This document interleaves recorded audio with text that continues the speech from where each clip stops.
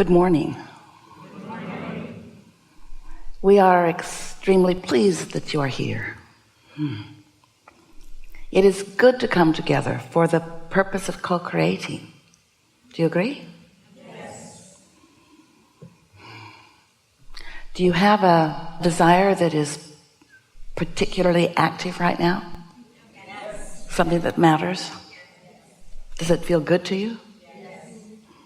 You've been here before.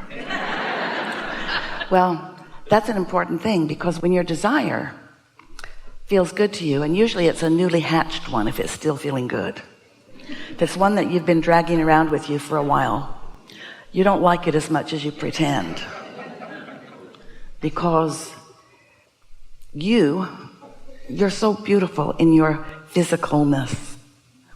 You want manifestations. You want your desires to be seeable and hearable and smellable and tasteable and touchable.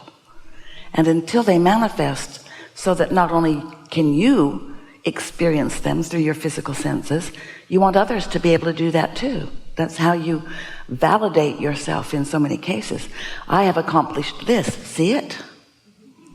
And so that's what trips you up a good deal of the time, is that you want your manifestations, and we want them for you too. You are leading edge creators. You are in an environment where your thoughts do turn to things. And so we are not in any way wanting to talk you out of manifesting dollars and relationships and the beautiful things that you want to experience.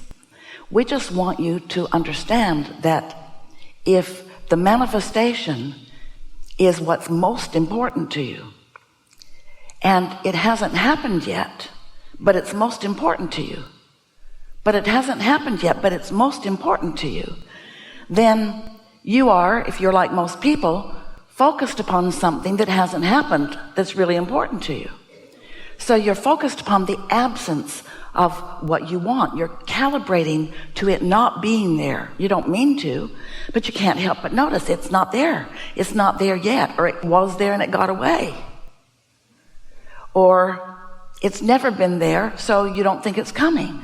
As we are playing together today, we want you to come to the realization that there are many desires that you could hold, that you could accomplish in this moment, and they are emotional desires. They are desires about feeling interest or feeling enthusiastic or feeling love or appreciation.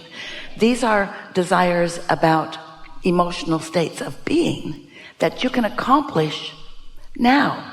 You don't have to live in the absence of them. And if you will begin to look for things that produce within you the response of a positive, good feeling emotion, then you will be calibrating, you will be focused, calibrating a vibrational match to who you really are and what you really want. And therefore, in that state, you will be open to letting in what you do want in all regards. You cannot want something that you don't have and be taking score all day, every day, about whether you have it or not, without calibrating against your own desire and best interest. Does that make sense to you? Because this is a universe that is based on attraction only. It's attraction only.